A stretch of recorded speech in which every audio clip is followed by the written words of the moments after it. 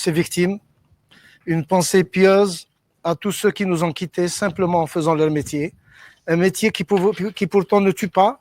Hélas, ceci est une réalité amère que nous acceptons dignement. Malgré l'émotion, nous continuons à travailler et nous traiterons nos patients sans relâche. Donc, je pense que Dr Rajah nous a un peu grignoté l'émotion. Je vais entamer notre 5e webinaire de ce forum qui abordera les thèmes psychopsychiatriques, un thème très intéressant avec nos charmantes communicantes qui vont nous parler des addictions, des effets psychologiques, du burn-out et du stress et la dépression. Donc, nous allons commencer avec le professeur Sandra Moufok, pédopsychiatre, chef de service à Sidi Chahmi, Oran. Les addictions chez le jeune adulte et la Covid-19. Professeur Moufok, à vous la parole. Bonjour à toutes et à tous. Je suis bien sûr très heureuse d'être parmi vous, de pouvoir participer à ce 5e live webinaire du Forum de Chlef. Vous savez à quel point je vous apprécie beaucoup. Je vais essayer de passer outre mon émotion. C'est pas évident avec ce que je viens de lire. J'espère que tout le monde va bien. Donc, j'ai souhaité aujourd'hui vous parler d'un thème qui me tient particulièrement à cœur. Excusez-moi. Qui est le thème des addictions. Je suis désolée. C'est bon. Donc, les addictions, je ne sais pas si tout le monde le sait, je suis certainement pédopsychiatre actuellement, mais avant, j'étais pendant une dizaine d'années chef de service d'addictologie. Donc, pendant une dizaine d'années, donc quand même, ça m'a permis d'avoir une certaine expérience. Je continue à avoir des patients addicts.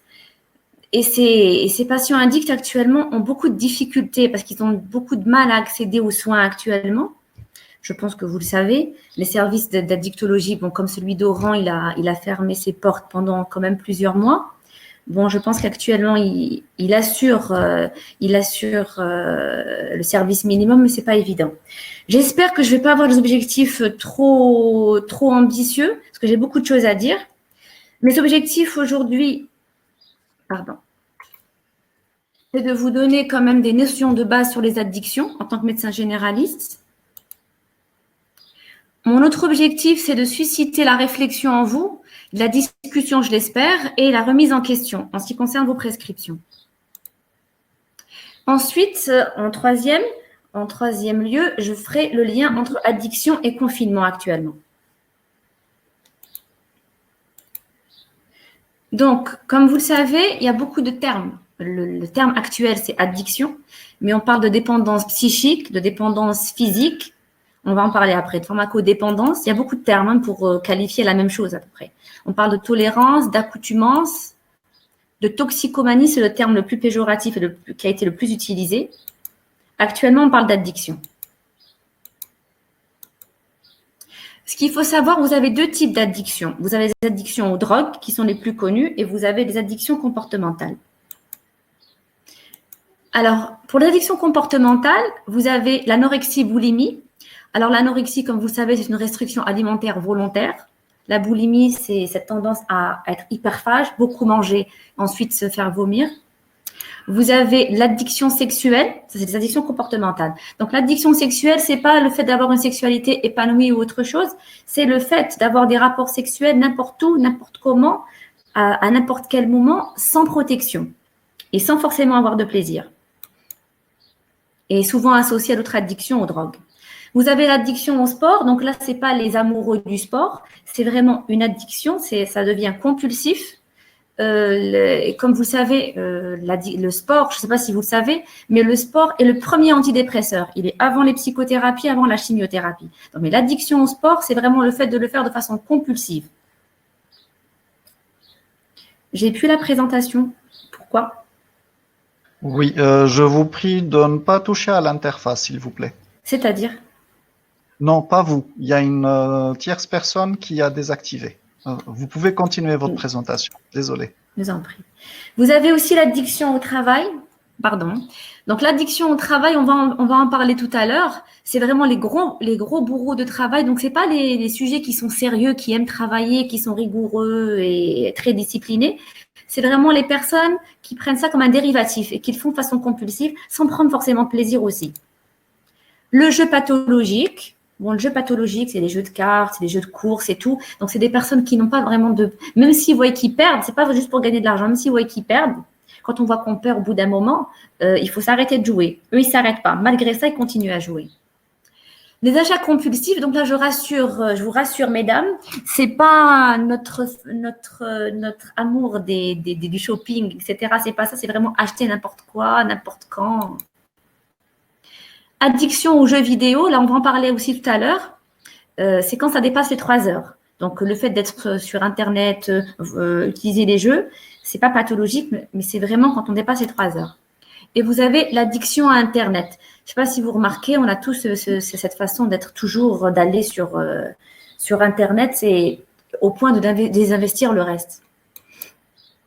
Bon, addiction et amour, c'est un sujet que j'affectionne beaucoup. Il y a beaucoup de papiers qui ont été rédigés, beaucoup de livres. Je vous conseille le livre de Michel Reynaud, qui essaye de faire, où on voit un petit peu la différence entre l'addiction et l'amour. L'amour, en principe, c'est avoir envie, avoir du plaisir. Et l'addiction, c'est vraiment la dépendance. C'est quand je dépends de quelqu'un, j'ai besoin de la personne.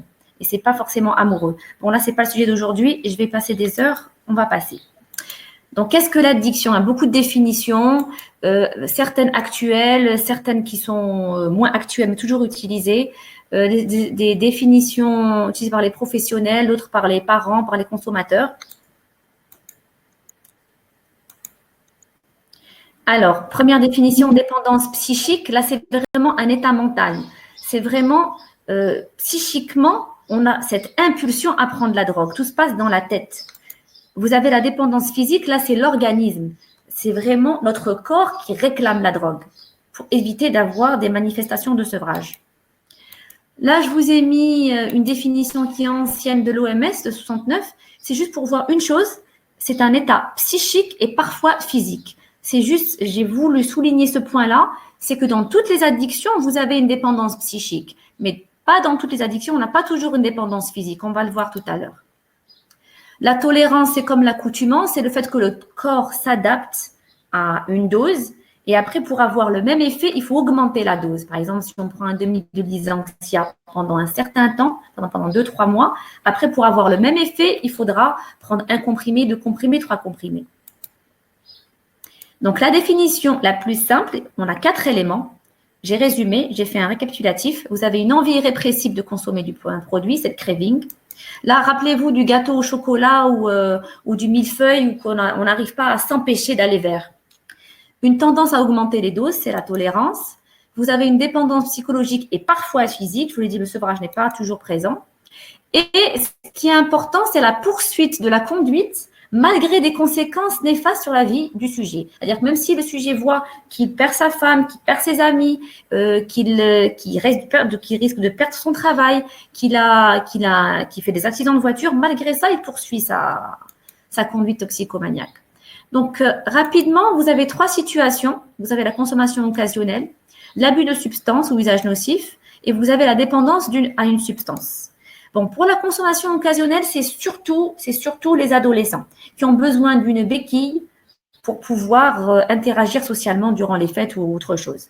Alors, normalement, comme me disait un de mes confrères, il faut bien que jeunesse se passe. C'est vrai, c'est l'expérimentation, c'est vrai, c'est l'adolescence, ça doit se faire, mais le problème, le danger, c'est qu'on peut tomber dans une addiction. Vous avez l'abus de drogue. Dans l'abus de drogue, il n'y a pas encore de dépendance physique. Il n'y a pas encore. Il y a absence de dépendance physique. Mais la dépendance psychologique est de plus en plus importante. Et la consommation augmente. Et il commence à avoir des répercussions sur la vie quotidienne du sujet. 3e situation clinique, c'est vraiment la dépendance toxicomaniaque. Là, le sujet ne peut plus s'arrêter, ne peut plus s'abstenir de consommer. Elle s'exprime à plusieurs niveaux, on l'a dit, physique, psychique, social. Alors, social, c'est que toute la vie du sujet s'organise autour de comment je vais me procurer ma drogue. Et aussi, 4e point, vous avez les complications médicales. Donc, par exemple, pour l'alcool, vous avez les cirrhoses. Pour le cannabis, vous avez les caries dentaires, perte de cheveux. Les complications psychiatriques, les troubles anxieux, troubles du sommeil, impulsivité. Et les complications sociales. Pardon. Alors, quels toxiques, quels effets? Juste rapidement pour que vous ayez une idée des toxiques. Vous avez les psycholeptiques, les sédatifs. Alors, vous avez les barbituriques. Bon, en Algérie, chez nous, je vous rassure, on n'a que le phénobarbital, le Gardénal, qui est un barbiturique à demi-vie longue. Il n'y a pas vraiment de risque addictogène. C'est plus à demi-vie courte, les non-butales, etc. Donc, c'est pas trop ce qui nous concerne en Algérie. Ce qui nous concerne, c'est les benzodiazépines. Là, normalement, vous les connaissez tous. Vous avez le tranxène, le lysanxia, le Lexomil, le Temesta. Ce sont des molécules très addictogènes et qui sont sédatives, qu'on a tendance à prescrire pour faire des raccourcis. Et on va en parler tout à l'heure. Les psychoanaleptiques, ça, c'est des stimulants. Vous avez les amphétamines, c'est l'ecstasy. Les gens appellent l'exta. Spiderman, Béret, etc. La cocaïne, c'est la poudre blanche que les gens appellent baïda, les consommateurs. Vous avez le trihexyphénidyle, le Parkinan, qui est à la base un anti-parkinsonien de synthèse, donc pour la maladie de Parkinson. Vous m'entendez? Oui, professeur, on vous entend très bien. Merci.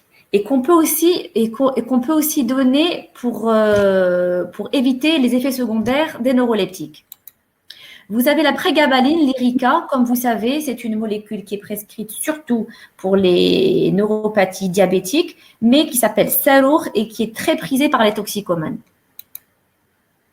Et enfin, vous avez les psychodysleptiques, les perturbateurs, l'héroïne, le bunnia, la marron. Vous avez les sulfates de morphine, les skénans qu'on donne aux cancéreux en général, le temgesic, prénorphine qu'on donne aussi aux maladies douloureuses, les molécules codéinées des antitussifs et les produits de substitution réglementés. Bon, méthadone et Subutex, actuellement on ne les a pas en Algérie, mais normalement ils devraient arriver très rapidement. Donc c'est comme de Ça va. Quand j'ai rallumé, c'est revenu.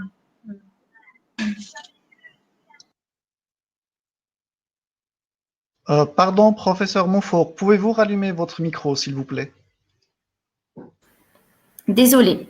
Donc, Merci. je disais, vous avez les produits de substitution réglementés. Donc, ce sont des opiacés à demi-vie longue qu'on donne normalement à visée thérapeutique pour les personnes qui prennent de l'héroïne et qui ne peuvent pas entamer un sevrage de suite, soit parce qu'ils ont des maladies graves, des cardiopathies, des maladies pulmonaires, etc., ou qui ont de très grandes responsabilités, qui ne peuvent pas entamer un sevrage. Mais malheureusement, les patients addicts ont détourné ces molécules de leur usage, c'est un mésusage. Et par exemple, vous avez le Subutex, qui est un sirop, qui est injecté en intraveineuse. Vous avez des hallucinogènes, cannabis, ecstasy, et vous avez des solvants comme le gaz ou la colle.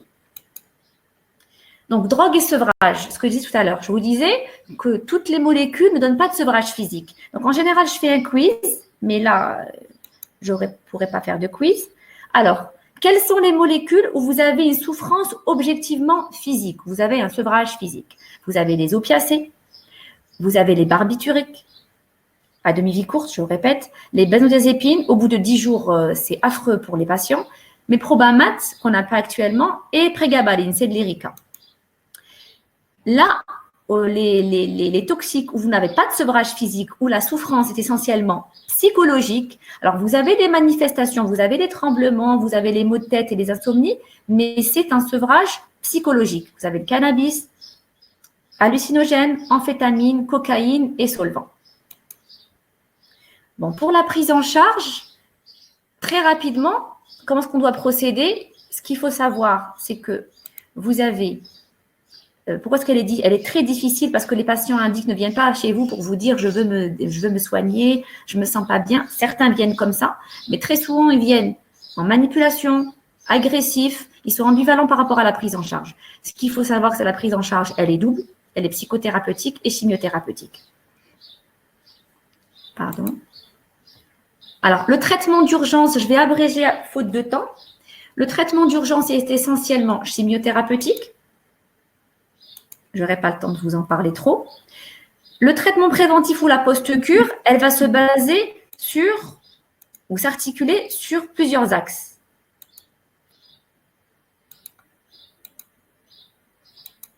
Vous avez l'axe psychiatrique avec les molécules.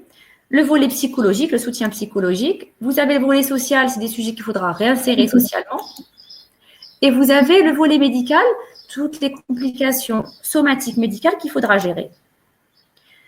Maintenant, troisième objectif, c'est faire le lien entre les addictions et la Covid-19.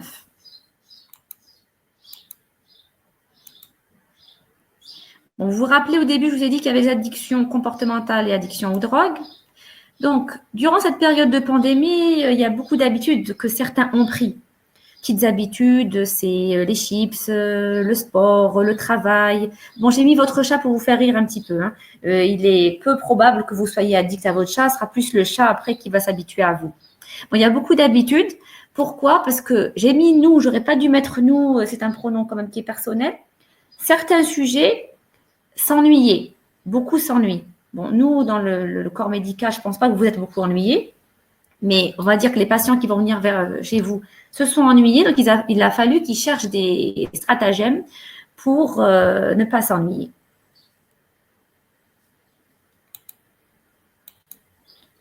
Alors, pour l'addiction comportementale, je vais commencer par ça.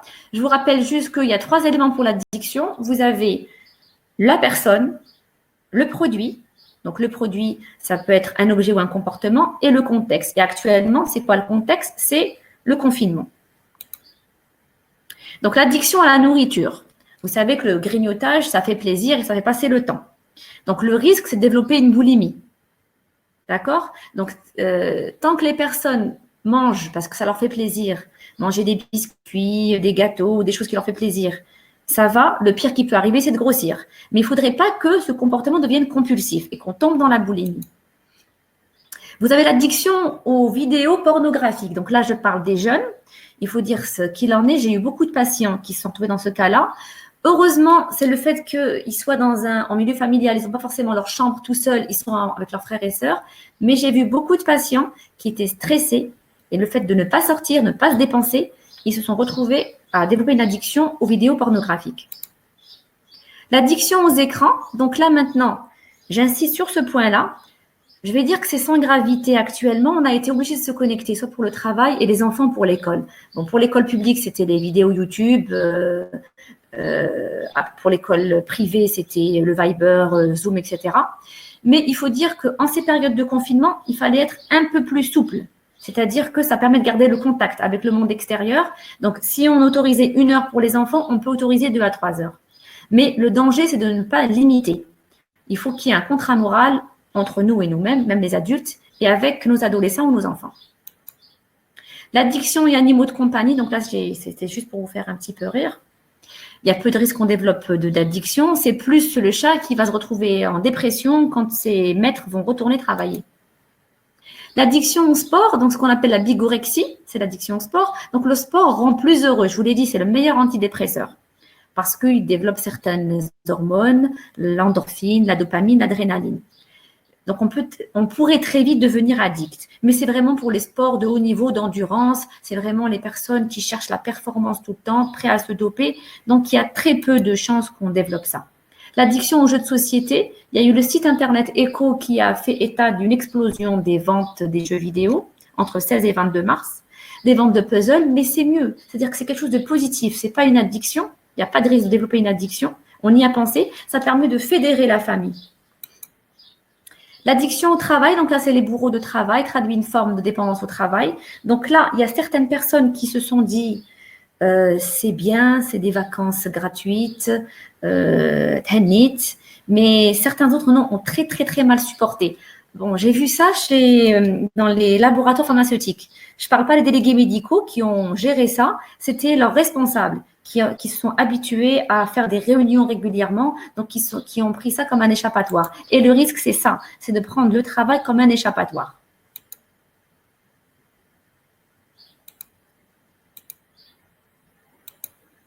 Donc, addiction aux drogues, là, je dois en parler. Donc, toutes les addictions aux drogues, alcool, tabac, drogue. Donc, ce que je disais, c'est qu'au début, les toxicomanes, les addicts n'ont pas du tout souffert du confinement. Parce que nous, comme vous savez, c'est un couvre-feu qu'on a eu. Ils pouvaient se procurer leur drogue dans la matinée et le soir, rentrer chez eux. Mais actuellement, il y a de moins en moins de drogue, les frontières sont fermées, pour ne pas dire autre chose. Donc, c'est vrai que maintenant, ils sont en train de tomber dans des sevrages catastrophiques, d'une part. Et d'autre part, vous avez aussi les services de psychiatrie qui étaient plus ou moins en service minimum. Donc, ça n'a pas été évident pour eux. Donc, ils ont du mal à se procurer les drogues. Les services, ils ont des difficultés à accéder aux services. Ce qu'il faut craindre, c'est lorsqu'il y aura un déconfinement, c'est qu'ils ne tombent pas dans une overdose. Quand tout va être ouvert, c'est vraiment, ça va être compulsif. Ils ont été privés pendant longtemps et qu'ils vont prendre des drogues en excès. Addiction aux drogues toujours.